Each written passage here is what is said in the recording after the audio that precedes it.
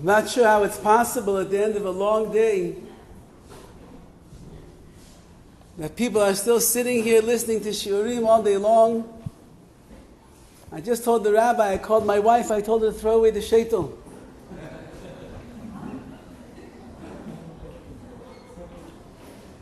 Bezat Hashem. His words should be niskabel. Bezat Hashem.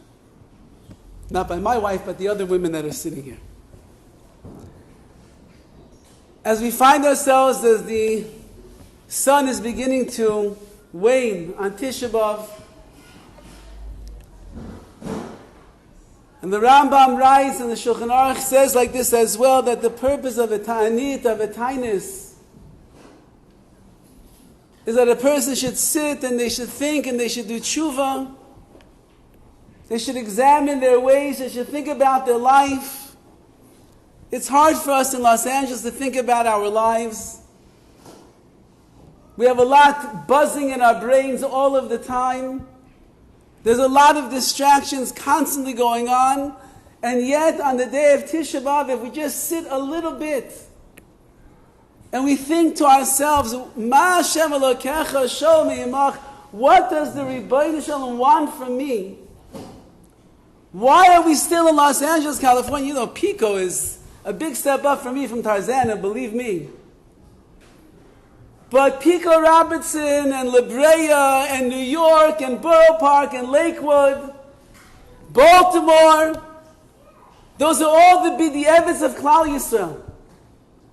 HaKadosh Baruch Hu wants every single one of us in Yerushalayim Ya'akodesh Yimheira V'Yameinu. And yet we're still here. So any generation we know that has not yet rebuilt the Beit HaMikdash, it's ki'ilu, it's as if we destroyed the Beit HaMikdash. Which means we have not been trying hard enough to bring ourselves back to the Rebbeinu Shalom.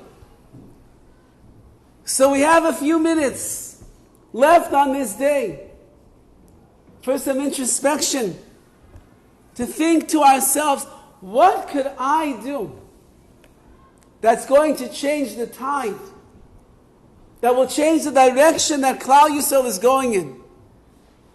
We all know the famous words of Rav Yisrael Salanter, Zecher Tzadik Livracha. He saw that the world was combusting, it was being pulled apart in so many directions, similar to what we see with our own eyes in the world today. And he said, I must go change the world. And he tried so hard to change the world, and he realized too many people, too big, climate change is too hard, it's not going to work. He said, you know what, let me change my country. My country, I know the people better, I understand them better, let me change them. And he went on a campaign to change his country. Too big, it was too hard for him to do. You know, he said, how about my neighborhood? I know my neighborhood, I know my neighbors, the house on my street. Let me change my neighborhood. He set out to change them, too hard. So he came to his mishpacha. Who can't change their wife and their children? Well, if you already have wife and children, you know that you cannot change them. But he said, let me change my family. He said, too hard. I can't do that. And he realized the only person that I have control of in this world, that I can be mashbiya on, is myself. So let me try to change myself.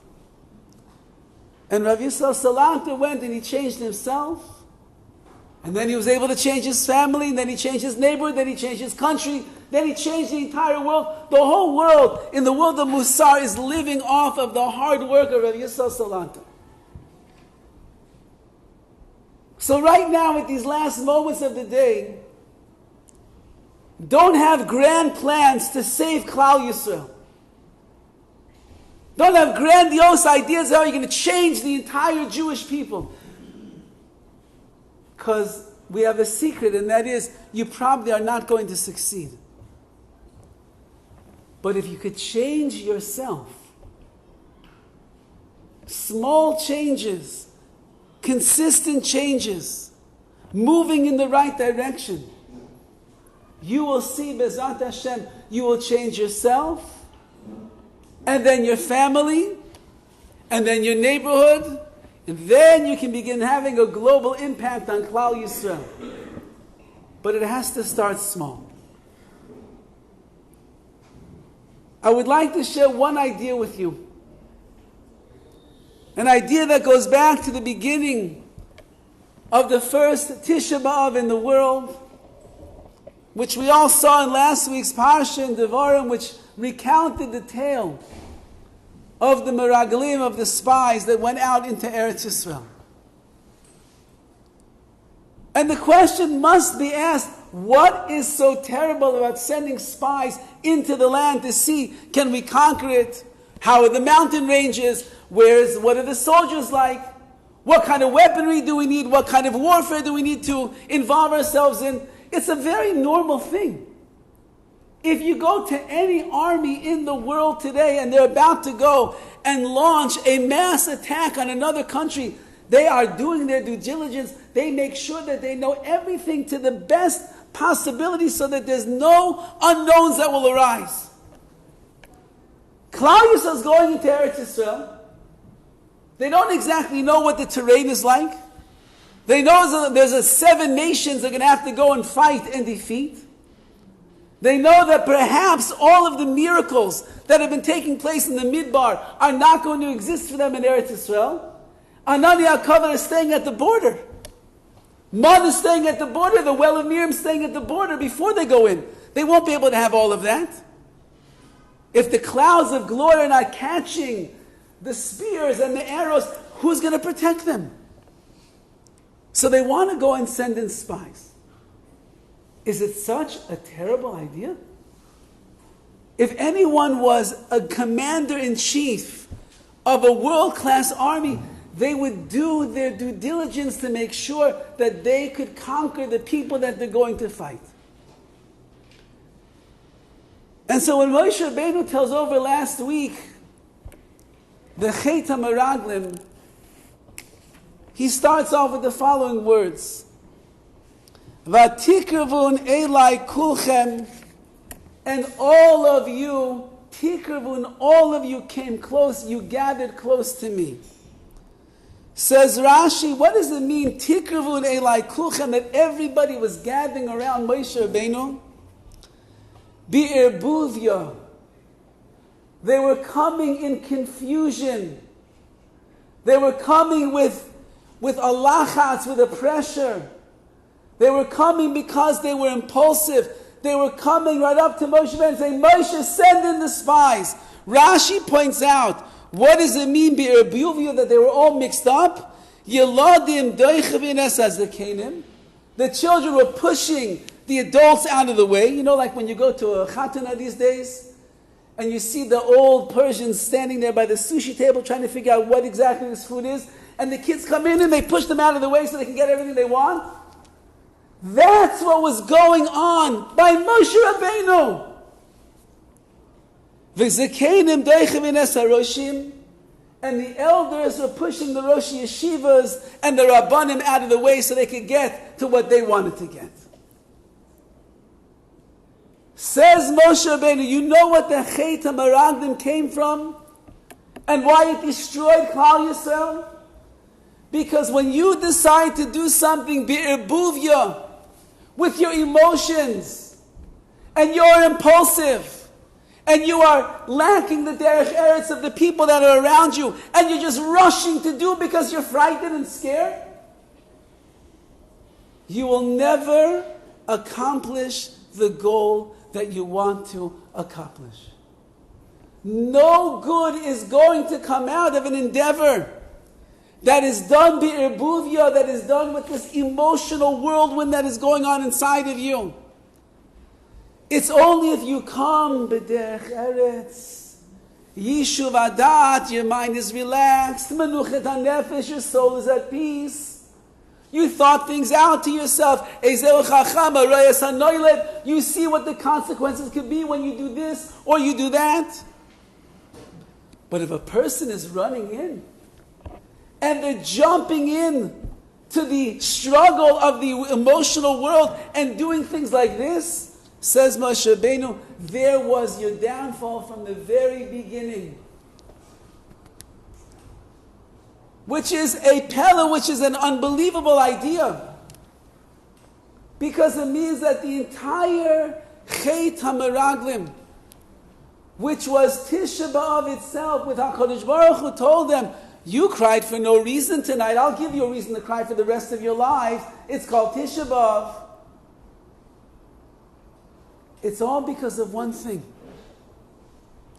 They were not unjustified to ask for Meraglim, for the spies. It wasn't against the seichel of a nation to send in a spies to go and see what it would be like to conquer the people that were going to fight. That's all considered normal warfare. But you came be'erbuvia. You weren't thinking in the right way. Your emotions got the worst of you. You were impulsive. Impulsiveness will never get you where you want to go. And that's a chorban, that is an inner destruction that a person has for themselves, which led to a destruction of the nation, which leads us to Tisha B'Av 2,000 years later, still sitting in chorban. We are sitting in destruction. Such a small thing. Irbuvia. Does anybody know where else in the Chumash it says, Rashi brings down the language of Irbuvia?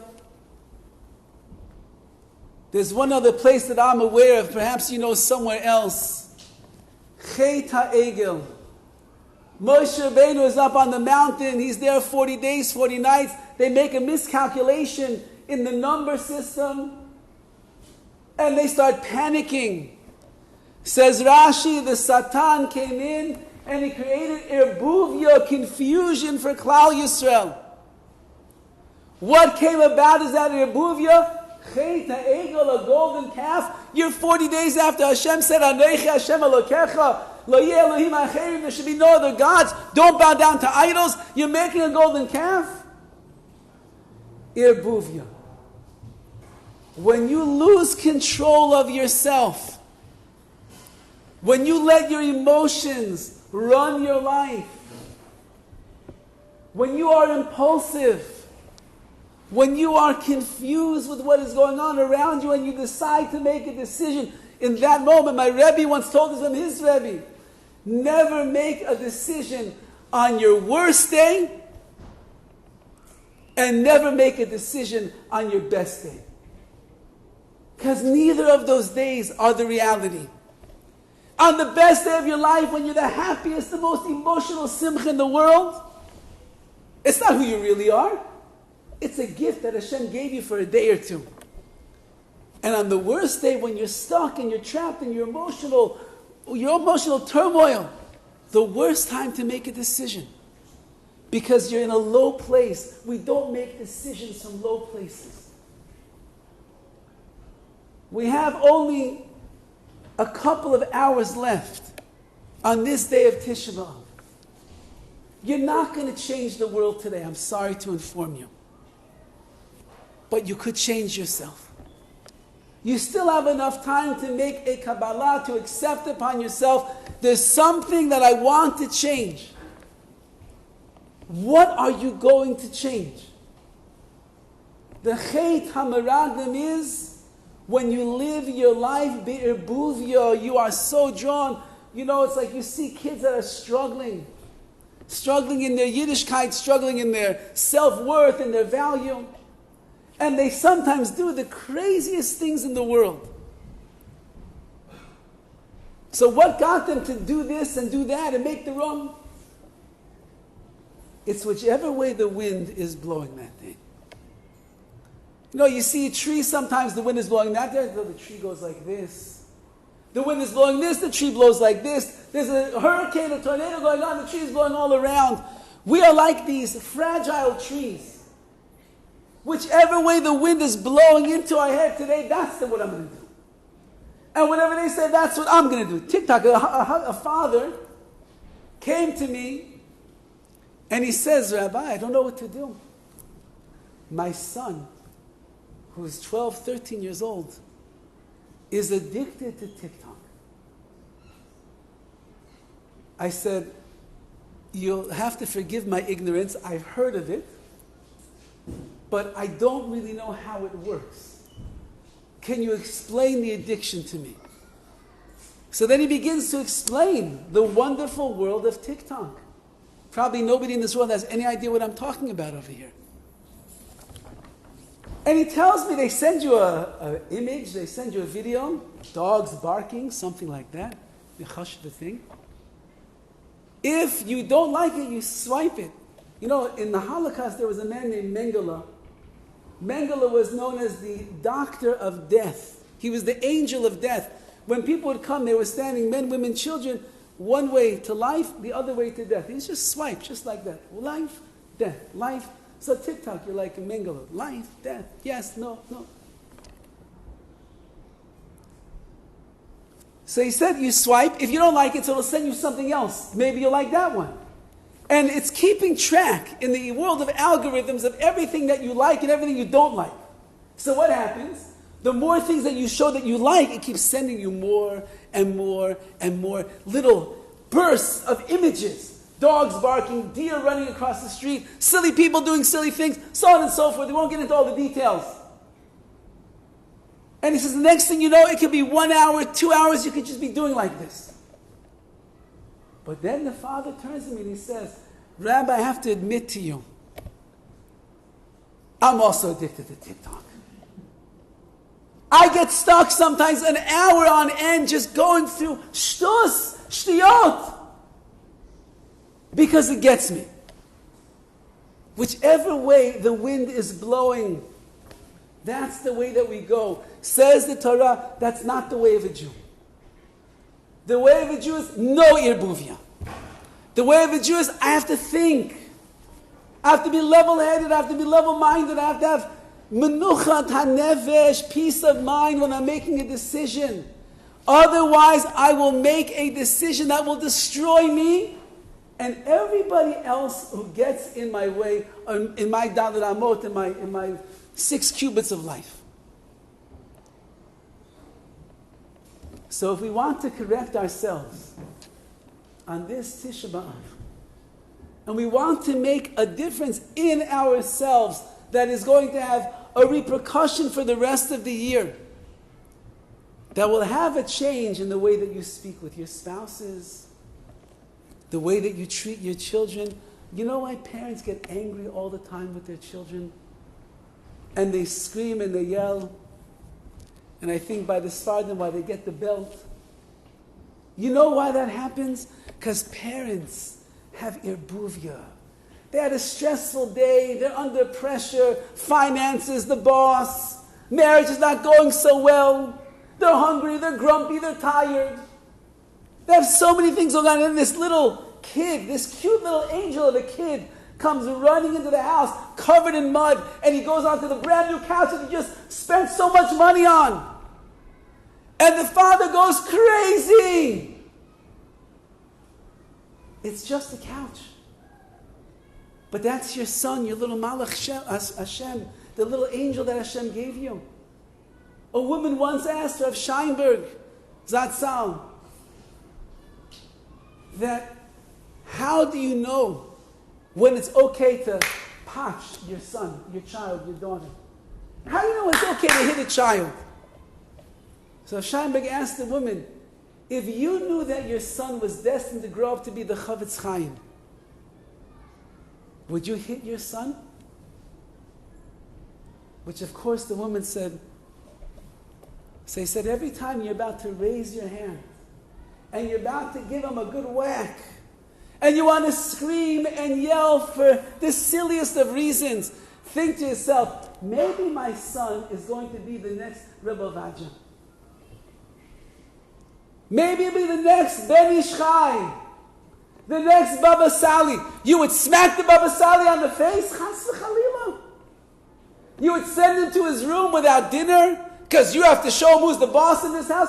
Chas v'chalila. But when Erbuvia comes into our lives and we are caught up in our emotional world of turmoil, we do things that we know we should not do. So if you cancel out the erbuvia, this confusion and emotions in your life, it will enhance your marriages. It will enhance your chinuch habanim, taking care of your children. It will enhance the way that you treat other people in the Beit HaKnesset. You know those people in shul that bother you? I'm sure here nobody bothers anybody. But I come from the valley. In the valley, people bother each other in shul. That guy that bothers you, you know, he makes too much noise. He breathes very heavy during Shemona Esrei. Or he's got like the belt that always hits the table when he's going back and forth and shuckling. And you can always hear it in the middle of the Shema, whatever. You know these people? The ones who talk in the middle of davening, who talk by Kriyat HaTorah, you know them? They don't have them in the city over here, Baruch Hashem. But let's say that they do. You know what happens in the world of Rebuvia? The guy does one thing wrong, you're getting so angry already. And you keep telling yourself, if he does one more thing, I'm going to give it to him.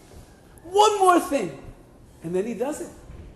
He gets up in the middle of davening and he pulls his chair back when you're already davening Shemona Esrei and it skid across the floor. Oh, that's it. You stop in the middle of Shemona Esrei, you give him a look like this. Yerbuvia. It's a silly way for a Jew to live. HaKadosh Baruch Hu wants so much more from us. So the time is late, and I see the next speaker is here already. I'm not going to take his time. We'll save the stories, Be'ezrat Hashem, for another time. But please keep in mind, stories, one story, I have to ask permission if it's one story. One story. Of a life of not irbuvia, and how it will elevate you and raise everybody around you. There was a yeshiva bacher in Eretz Yisrael, a boy learning in yeshiva. Top-notch guy. Talking about in the Beit Midrash, day and night, learning about Madai. We're learning all day long, diligence. Yirat Shemayim is davening, you never saw. You could see him talking to Hashem. And his midot, off the charts. There was never saw a tzaddik like this, midot tovot, to every single person that he came in contact with. And the Rosh Yeshiva was watching this man, this boy in his yeshiva. And he knew that the boy came from like a very simple, humble family and background. And he was wondering, how did this boy become the next Gadol Hador? So he called the mother. The mother answered the phone and he said, you know, I'm your son's Rosh Yeshiva. I've been watching him go through all of these amazing, amazing things. What a boy he is. Tell me, what's the secret of your son's success? How did you raise such an elevated boy in this world? So the mother answered right away. She said, Ani Gioret, I'm a convert. And when I was converting, my son was 1 year old at the time. And when I went to the Beit Din to convert myself, I asked them, could you please convert my son as well? I'm becoming Yehudi. I want my son to be Yehudi also. Can you make us both Jewish? And they told me, it doesn't work like that with children. When he is bar mitzvah, he'll come back to the Beit Din. We'll give him a choice, Jew or non-Jew. Which one would you like? And he'll have to choose and decide. And I begged them, please, 12 years, such a long time, let my son become Jewish with me. They said, Miss, Judaism doesn't work like that. You are going to go to the mikveh, you're going to become Yehudiah. Your son, you can raise him as a Jew, but when he's 13, bar mitzvah, you'll bring him back to us. We'll give him a choice what he would like to be.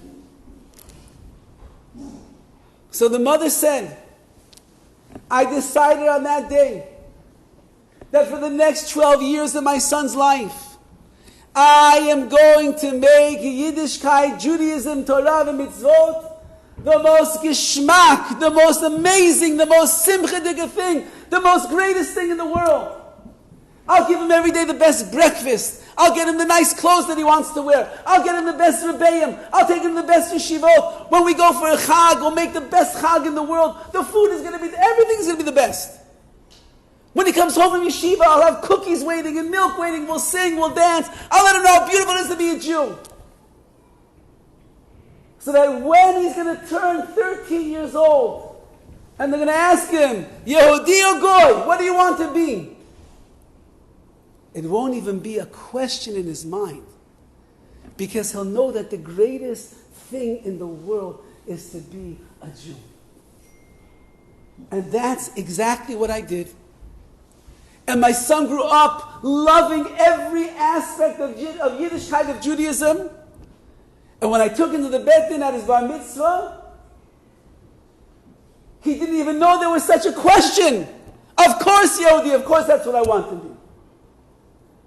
When you live a life, bli erbuvia, without confusion, and you have things straight and clear, you know what HaKadosh Baruch Hu wants of you, and you act in that way, you will be boina, you will build yourself. But when you act with erbuvia, confusion, impulsive emotions, you'll be machriv, you'll destroy yourself. You have a couple of hours left on this day of Tisha B'Av, which one day will be a Yom Tov B'ezrat Hashem. Change yourself. You can't change your husband. You can't change your children. You can't change your wives. You can't change your parents. You can't change the guy sitting next to you. But you can change yourself. And if you work hard, the next 2 hours, and you think, what area in my life is erbuvia? How can I change it? You will make such a roshim, such an impression in Shemayim, that for people like you, HaKadosh Baruch Hu says, next year, don't worry, no Pico Robertson. Next year, Yerushalayim Yar HaKodesh B'Mheira V'Yameinu.